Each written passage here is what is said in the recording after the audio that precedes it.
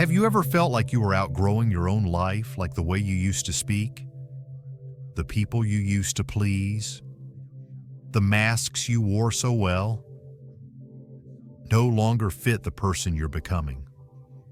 It's not a crisis. It's not a breakdown.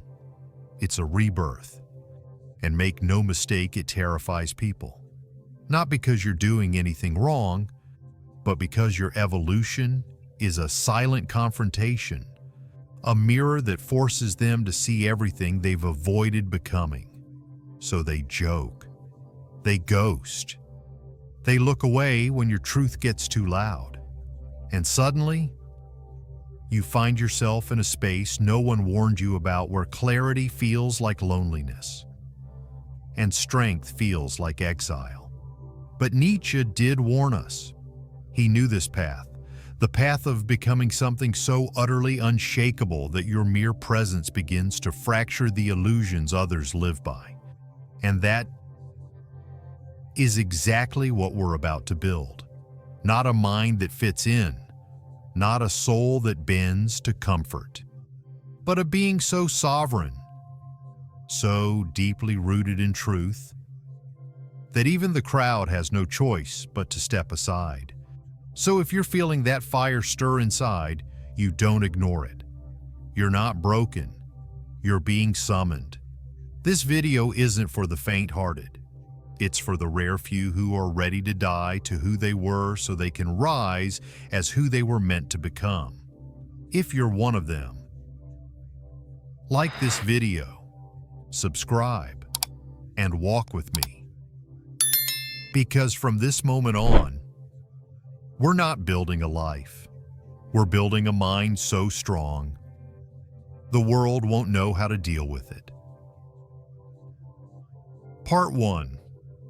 Strength is born from chaos. Let's be honest.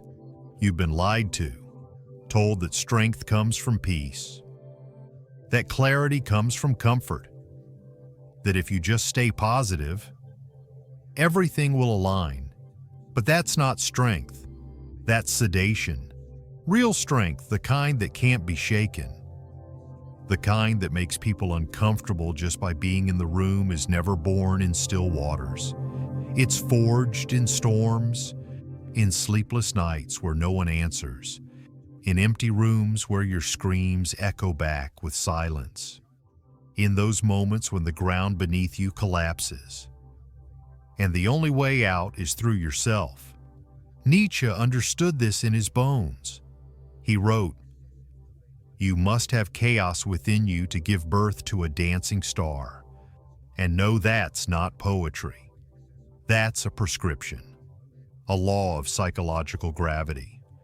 If you want to rise, you must first break, because there is no true growth without the cracking of the old skin. You long for resilience, but you pray for life to be easy. You want to be untouchable, but you avoid anything that threatens your comfort. And that contradiction is why you still feel stuck. Listen carefully. No steel is ever made without fire. No soul becomes invincible without facing the raw, untamed chaos within. You don't become strong by being untouched. You become strong by surviving what was meant to destroy you. That heartbreak, that betrayal, that feeling of being abandoned, misunderstood, discarded good, use it. Because buried inside every painful collapse is the blueprint of the person you were always meant to be. But only if you're willing to dig through the ashes and pull yourself out. That's where the dancing star begins. Not in perfect days, not in applause, but in the gritty silence where you choose to stand again. When everything inside you is screaming to stay down. And here's the truth no one tells you. Pain doesn't make you weak. Avoiding pain does. Because when you avoid the chaos, you also avoid your transformation. So don't just survive your darkness. Use it. Let it sharpen your mind, fortify your soul, strip you of the illusions that once held you hostage. This is how you build a mind that terrifies the world. You stop running, you start listening, and you allow the chaos inside you to become the crucible that refines your strength, not the excuse that destroys it. And if what I'm saying makes your heart beat just a little harder, it means something inside you already knows it's time. So keep going, because in the next chapter, we'll rip off the veil even deeper and face the terrifying freedom that begins once you no longer believe anyone is coming to save you. Part 2. The Death of God and the Burden of Absolute Freedom. There comes a moment when the comfort of your old beliefs begins to crack, when the story you were told as a child that someone out there is watching, guiding, rescuing no longer feels real. That moment is terrifying, but it is also the beginning of true freedom. Nietzsche didn't just write philosophy. He detonated illusions. He said the words the world wasn't ready to hear. God is dead, not out of rebellion, not to shock or provoke, but to deliver a truth. Most minds are too fragile to face the truth that the universe does not owe you meaning, that no divine script is being written for your suffering, that no invisible hand will reach down and lift you out. You are alone, and in that loneliness, in that naked, cosmic silence begins the most terrifying gift of all absolute freedom. See, the death of God isn't about religion. It's about responsibility. When the scaffolding of external purpose collapses, you are left standing in the ruins with one question echoing in your chest. What now? What do you do when there's no one left to blame? No prophecy to fulfill, no savior coming. This is the turning point most people run from. They crawl back into comforting lies. They reattach themselves to second-hand meaning. They would rather suffer predictably than stand naked in the unknown. But if you stay, if you choose to remain in that inner desert, without begging the sky for signs, without numbing the ache with easy answers, then something miraculous begins. You become the author. You stop being a character in someone else's narrative, and you start crafting your own myth from the ashes. That's the burden Nietzsche spoke of, the burden of the creator. Because when there's no more divine command, only you remain with the terrifying power to decide what your life will stand for. That's not just freedom. It's weight. It's fire. It's a crown made of thorns and steel. It's waking up every day and saying, I will choose who I become, and I will bear the cost of that choice.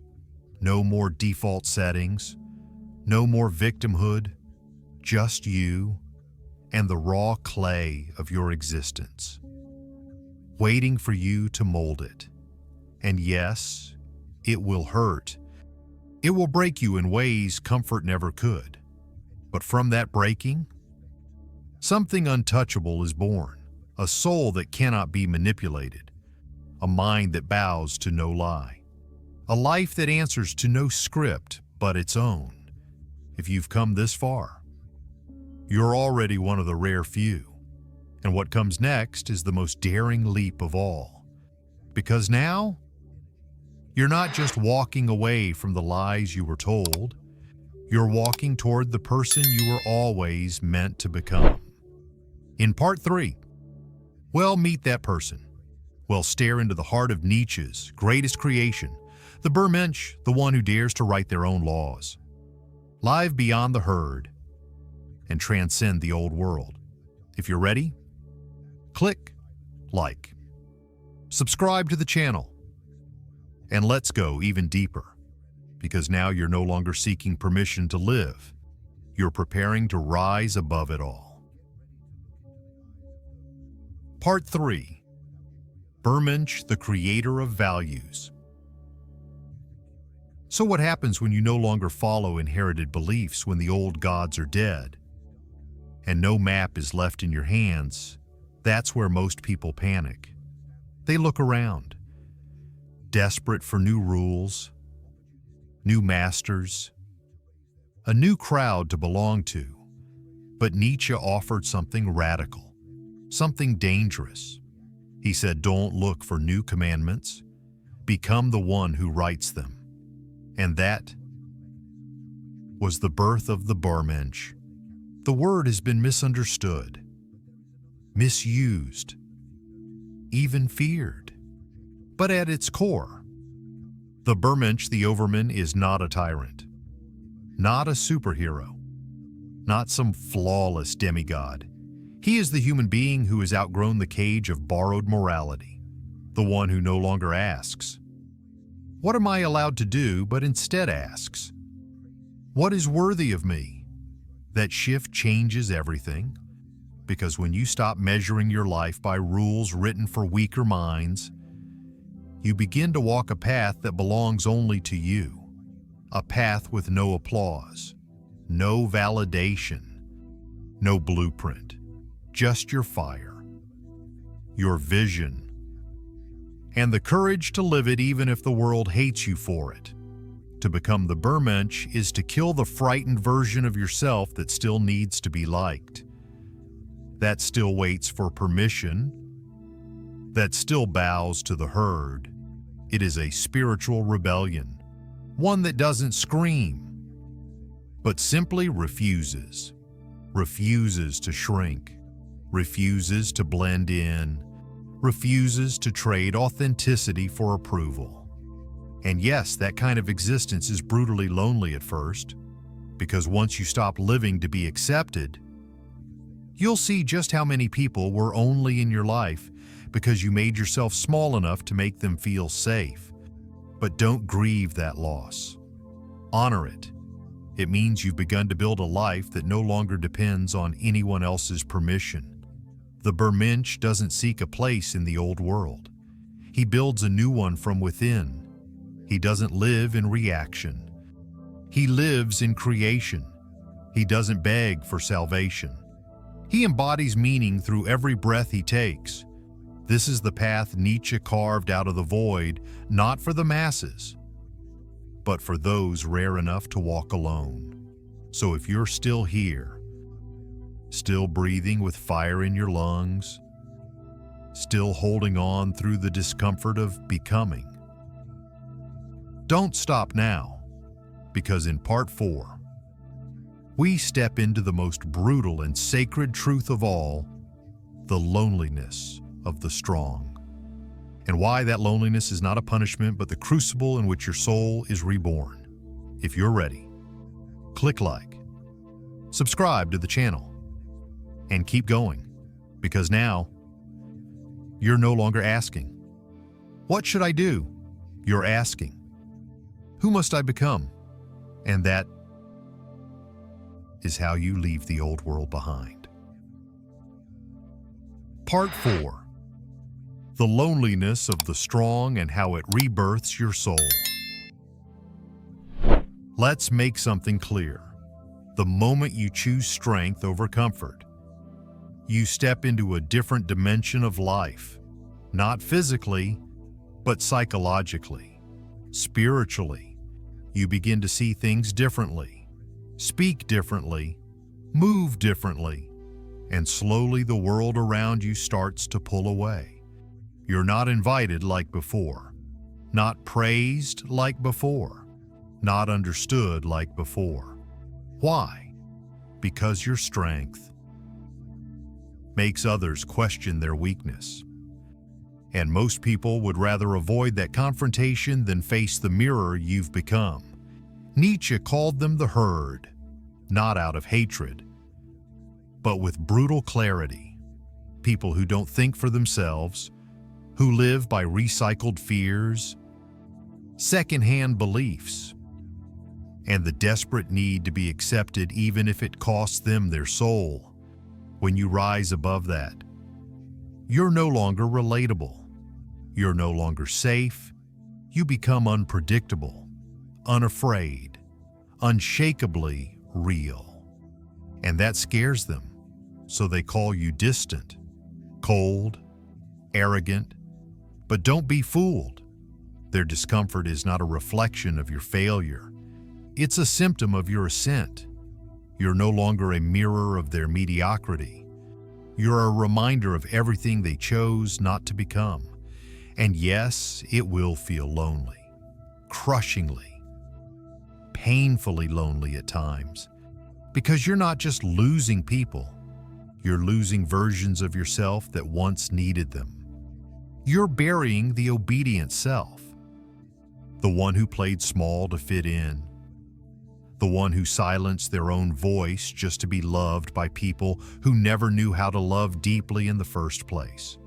But that silence you now sit, in that vast space where no one seems to understand you, is sacred, because in that silence, your true voice returns, the voice that was drowned out by the noise of approval, the voice that knew the truth all along, the voice that says, "This is who I am, and I will not shrink for anyone."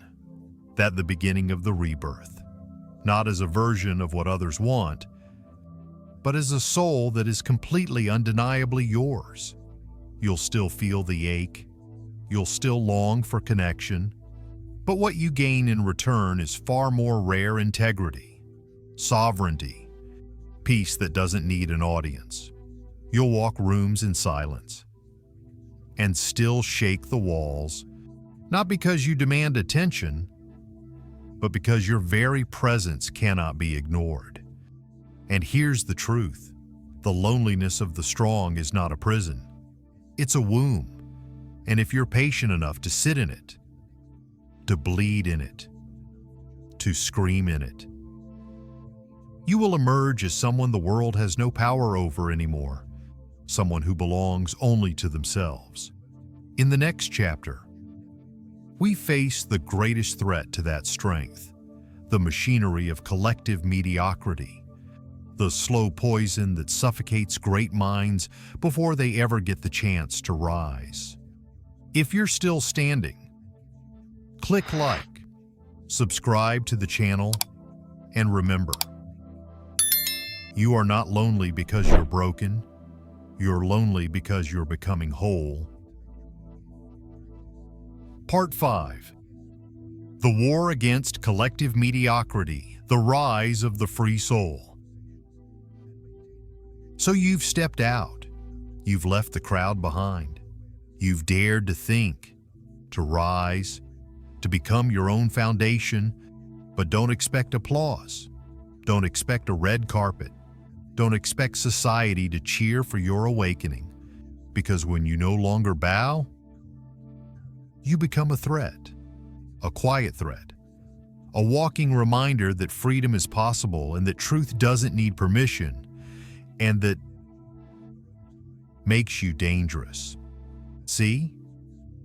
Society doesn't mind weakness. In fact, it prefers it. It praises submission. It rewards those who stay small, obedient, and predictable.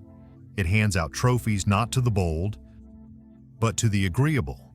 Nietzsche saw it for what it is: collective mediocrity. A silent empire built on unspoken rules. Don't shine too bright. Don't question too loudly. Don't rise too far beyond the rest. Because the moment you do, you expose the truth they've all been hiding from, that they settled, that they surrendered, that they chose the comfort of the cage over the terror of real freedom. And when you show up free, unbothered, self-defined, they won't know what to do with you. They won't attack you with weapons. They'll attack you with whispers, with eye rolls, with cold smiles and passive aggression. They'll call you arrogant, just for believing in your own worth. They'll call you rebellious, just for refusing to kneel. But don't mistake that for rejection. It's recognition. They see you, and what they see makes them uncomfortable. because your existence challenges the excuses they've lived behind for years, and deep down, they know it. They know they could have tried harder, thought deeper, lived truer, but they didn't. So now, they'll try to shrink you instead. That's the real war. Not with swords, but with silence. Not with violence, but with quiet pressure to conform. But here's where you rise, not with anger, not with shouting, but with presence. You remain still. While the world trembles around you, you walk forward. Even if the road is empty, because you are no longer driven by their approval, you're driven by something far more powerful. Your own soul's demand for truth. And that kind of soul, a free soul, is the last thing a mediocre world can control. So let them whisper. Let them laugh. Let them turn away. Because every step you take is a nail in the coffin of their control. And every day you choose your own voice over their expectations. You prove one thing: you can no longer be owned. In the next chapter, we face what that freedom truly costs. Because nothing this powerful comes without a price. But the reward is a mind the world cannot break. If you're ready, click, like, subscribe to the channel, and get ready for Part 6, The Cost and the Immortal Reward of Becoming Unshakable. Part 6, The Cost and the Reward of an Unbreakable Mind. You've come this far. You've faced the silence. You've stood in the fire. You've refused to shrink when the world asked you to kneel. But don't be fooled. There is always a cost. You will lose people. People you once laughed with, shared dreams with, trusted blindly. And one day you'll look around and realize those connections were never built on truth. They were built on your willingness to stay small. The moment you stopped performing, they disappeared. No confrontation, just distance, just silence. You'll lose comfort. 2. Because comfort was never neutral. It was a leash, a soft cage, a lullaby that kept you asleep inside your own life. You'll lose opportunities. Doors that used to open easily will now remain shut because you no longer nod at the right time, say the safe things, or play the character they want you to be. You'll lose so much. But what you gain will change your life forever. You gain yourself, whole, raw, undiluted, not edited for approval, not filtered for acceptance. Just you. You gain integrity, the rarest currency in a world of masks. You gain clarity to see through the fog of manipulation and lies that once shaped your choices. You gain presence, the kind of presence that doesn't need to shout, because it already speaks louder than words ever could. This is the reward of walking alone. You become unshakable, not because you're numb, not because you're perfect, but because you finally reach the place where your truth is no longer negotiable. And in a world that survives on compromise, your unwillingness to betray yourself is what makes you powerful. But understand this, that power doesn't make you popular. It makes you polarizing. Some will fear you, some will resent you, but the right ones, the real ones, they will recognize you because your presence gives them permission to rise. 2. Your existence becomes a quiet revolution. You don't have to preach. You don't have to persuade. You simply have to live unapologetically aligned with who you truly are. And when you do that, you become something rare, something sacred, something the mediocre world cannot comprehend, a mind that cannot be broken. In the final chapter, we face the ultimate invitation. not just to survive this transformation, but to become dangerous through it. Not violent, not reckless, but so rooted in your truth that the world can no longer bend you. If you're ready for that last step, click like, subscribe to the channel, and prepare to walk into your final form. Because in Part 7, we don't just rise. We become the force that rewrites reality. Conclusion. The final call. Building a dangerous soul. If you've made it this far, pause, not to rest, but to understand something sacred. You are no longer who you were. No one reaches this depth by accident. No one listens this long unless something deep inside them has already started to awaken. You've been changing, not gradually, but radically, irreversibly. You've peeled back the layers of illusion. You've faced the silence of becoming. You've walked alone when most people would have turned back. Now you stand at a crossroads, and this choice will define the rest of your life. You can go back to comfort, back to nodding in rooms you've outgrown, back to silencing your fire so others feel safe. Or you move forward, not just as a strong mind, but as a dangerous soul. But understand what that means. Dangerous isn't rage. It isn't chaos. It's not the thirst to harm or dominate. A dangerous soul is something far rarer, far more disruptive. It is the human being who no longer needs the world to validate them. The one who walks into a room, and everyone can feel it that this person cannot be manipulated, cannot be bought, cannot be silenced. Not because they shout, but because their truth is unshakable. In a world drowning in noise, a dangerous soul doesn't compete. They exist, fully, quietly, unapologetically, and in doing so, they disturb the system, because systems only survive when people are asleep. But you are no longer sleeping. You see through the distractions. You know who you are, and more importantly, you know what you're no longer willing to tolerate. That makes you a threat, and the world will respond. It always does. It will try to pull you back with fear, with comfort, with guilt. It will offer you easier paths, safer masks, quieter lives. But if you've come this far, you already know safety is a cage when it costs you your soul.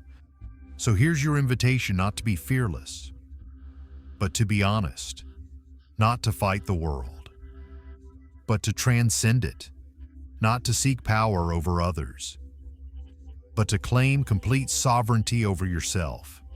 That the legacy of a dangerous soul, they don't destroy the world. They redefine it by becoming living proof that something greater is possible. You don't need to convince. You don't need to explain. You only need to become. And in your becoming, the world will have no choice but to change. If these words have burned something awake in you, don't let that fire die. Click, like, subscribe to the channel, and leave one thing in the comments. A truth you've buried, a truth you're now ready to live, a truth that no longer fits in the old version of who you were. This isn't just a video. It's a threshold, and now you're ready to cross it. Welcome to the beginning. The world has been waiting for someone like you, not to follow, but to become